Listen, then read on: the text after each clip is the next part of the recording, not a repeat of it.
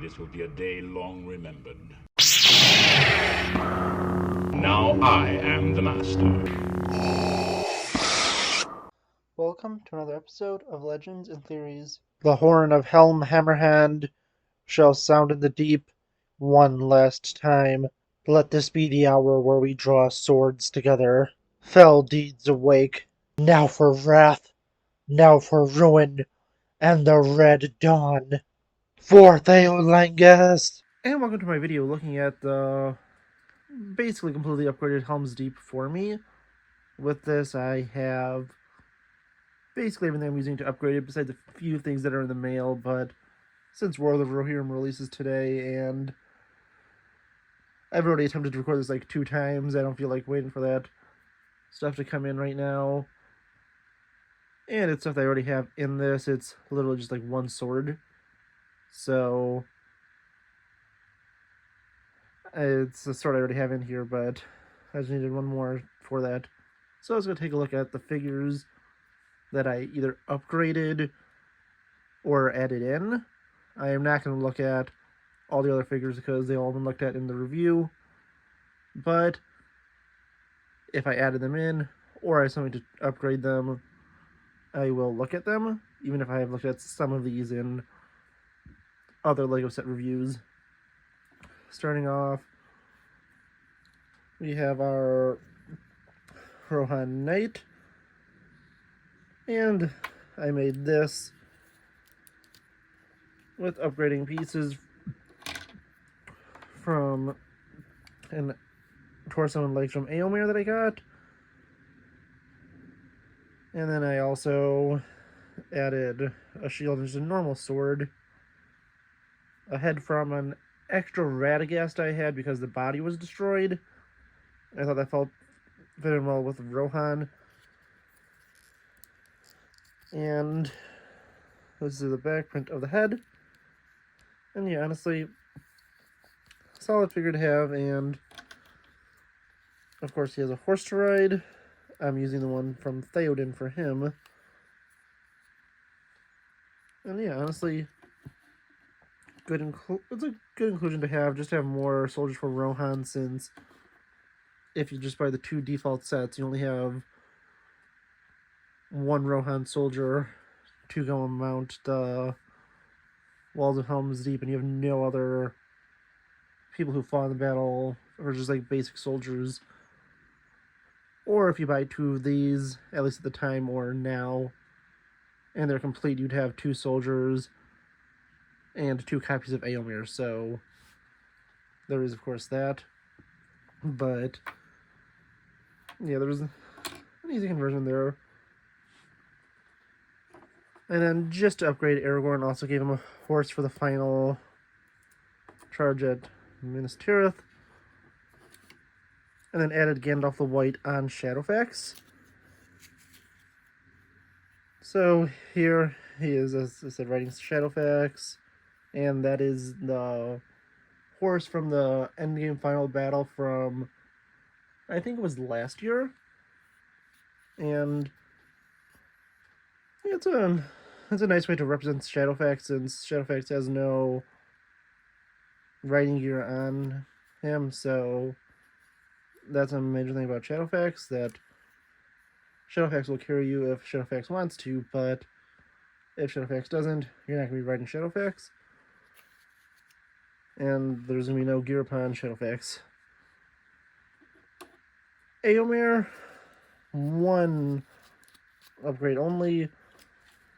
That's literally just an alternate hairpiece.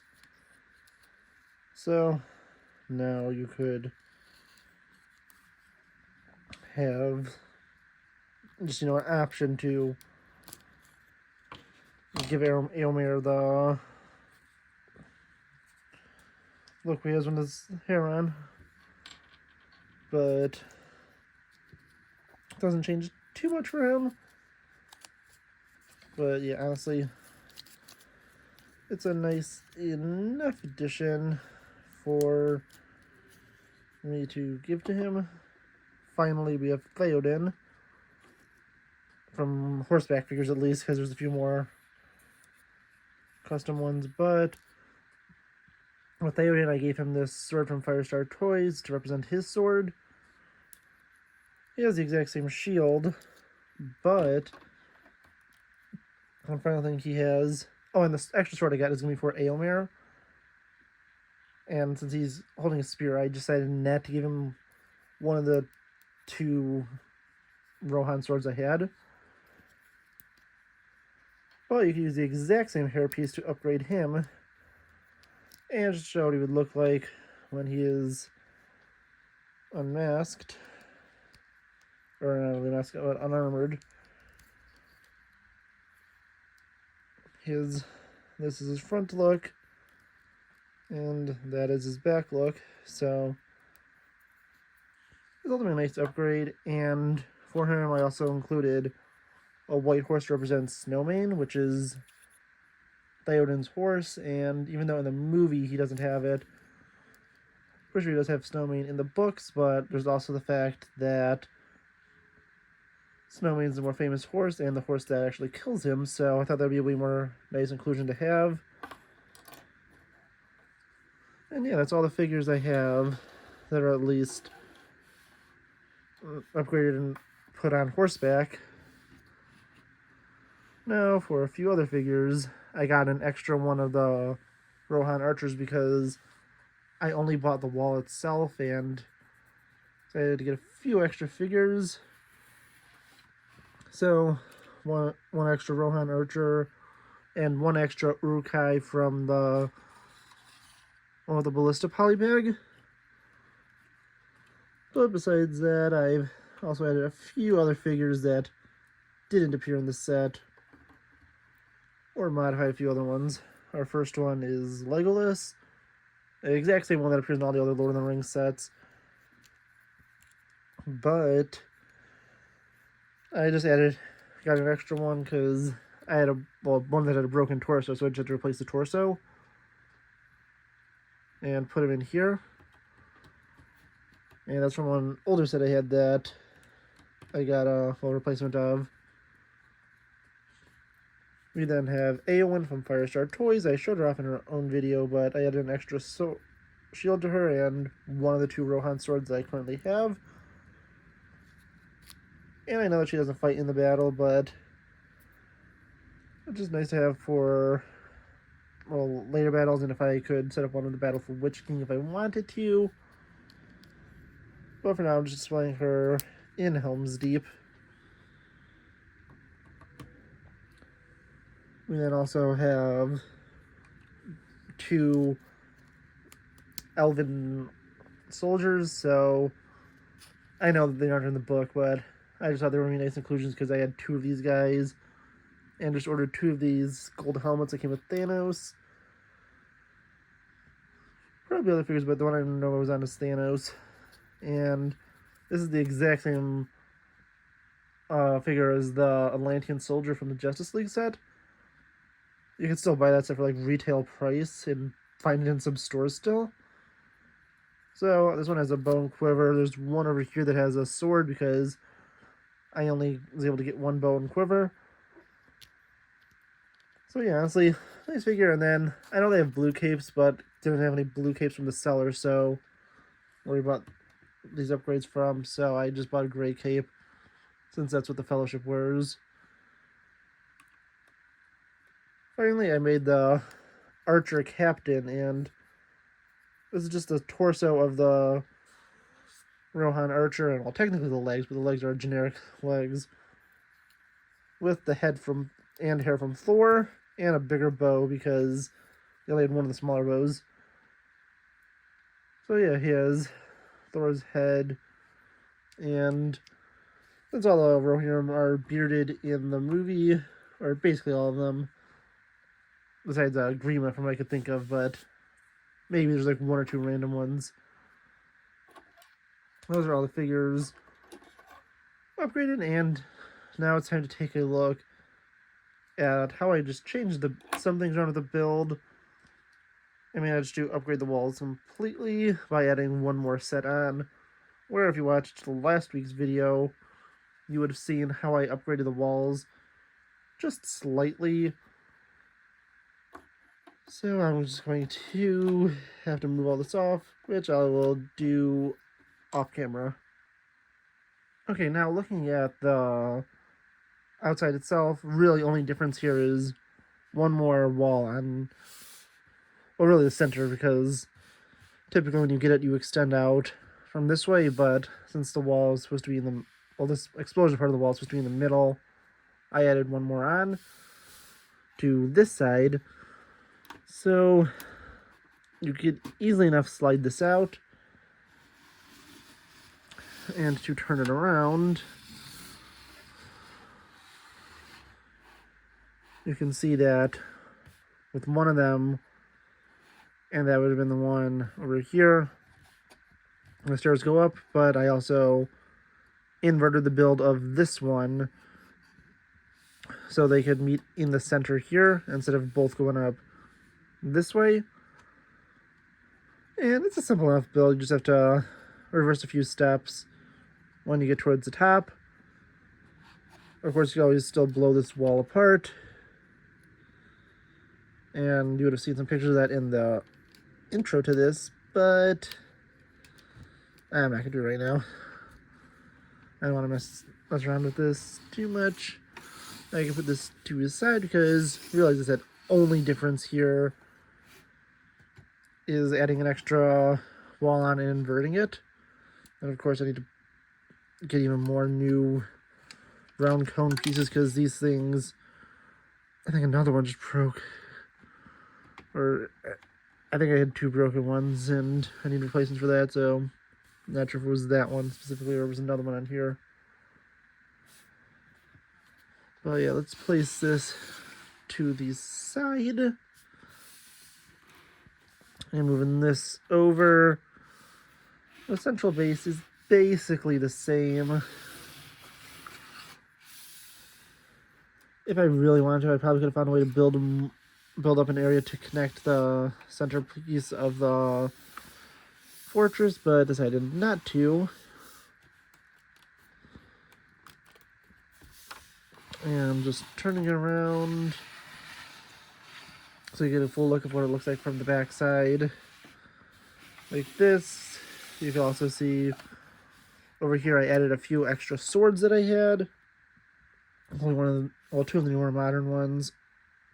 An additional bow, which, just to correct something earlier, they did have an extra bow, but they didn't have an extra quiver, and I decided not to have the archer without a quiver. One other thing I may do is get the pieces to build maybe 2 or 3 more of these, just to have them going up across different parts of the wall. And just to test, yeah, they do fit like this, and it would make sense for them to have ones that are all the same length. So I can do that, but just putting that to the side again. I could push this, well, this way this time because this wall has to move around.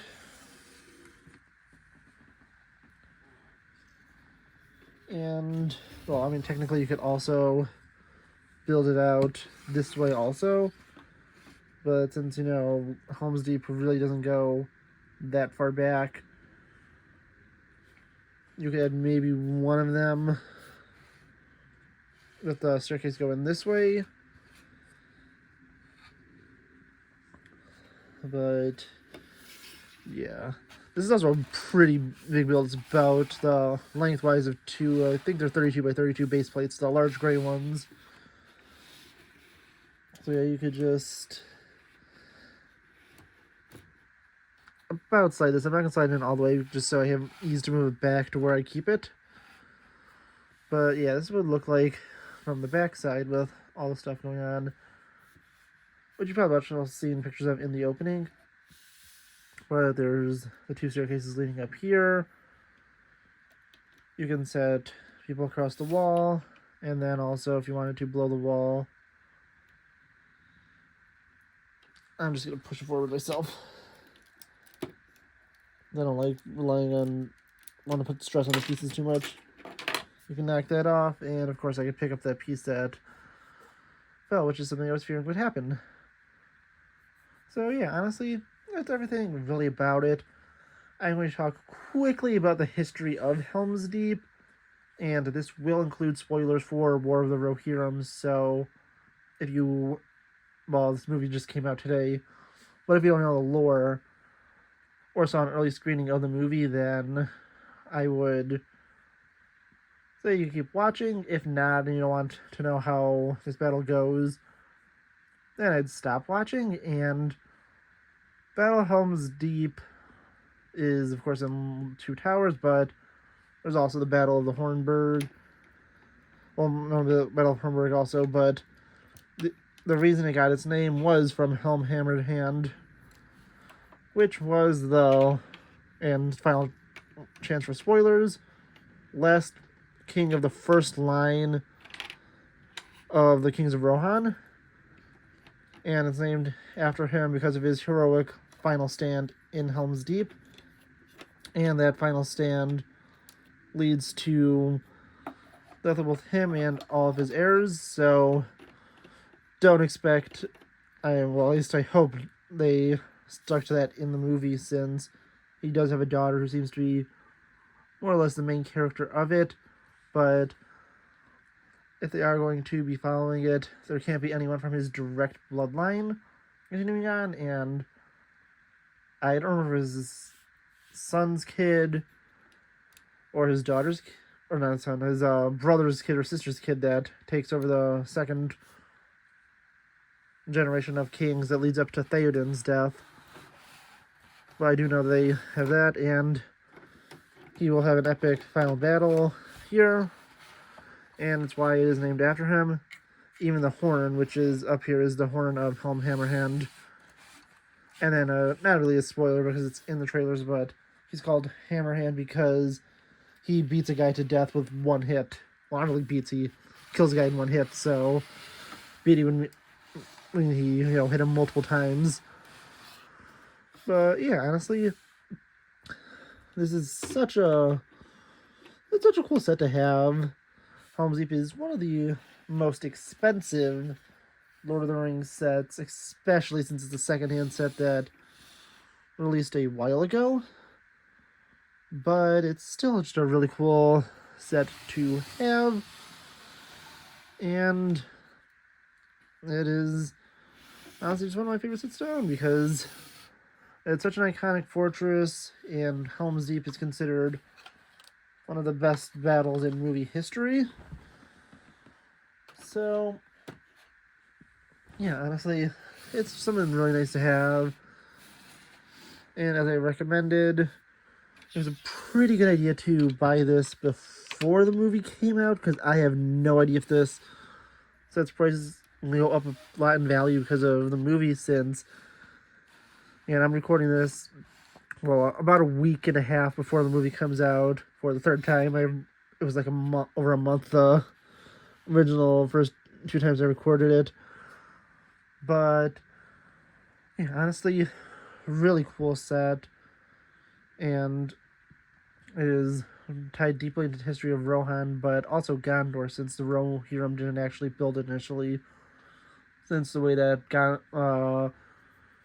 Rohan was founded was Gondor gave them some land because they helped them out of a pretty big mess. And yeah, honestly, really, that's all I have to say. It's a nice, impressive build, and in theory, you could make this infinitely big, but if you do want to get one of them, well, one Helm's Deep and two of the Uruk-Hai Army, you do need to get enough room to fit about 232 by 32 base plates, and yeah, honestly, you could also just have stuff like this set up. I don't think I actually had the ballista set up when I recorded this. I'm not sure where I moved everything, but it's not super big of a thing. Yeah, I see where it is, so I'll just grab it now to show it off. Oh, that's also where I put one of the replacement pieces. So yeah, you can have that. And I also only have one ballista, so I won't be able to set up, two, because I decided to buy one that had just the wall, because, well, one was cheaper, and two, well, yeah, it was cheaper, but I think it was one that was like for $20-$30 more, and I already spent a bunch on Helms Deep, so I didn't want to spend even more. But, yeah, you can just have, really, in theory, indefinite amounts of these as long as you will have the space for it. And if you have it, it will probably be slightly cheaper if you just want to add some more on there to buy figures on their own. Especially because Uruk-Hai go for like, I think, like $30. The Rohan soldiers go for like $20. And it may be reversed on those.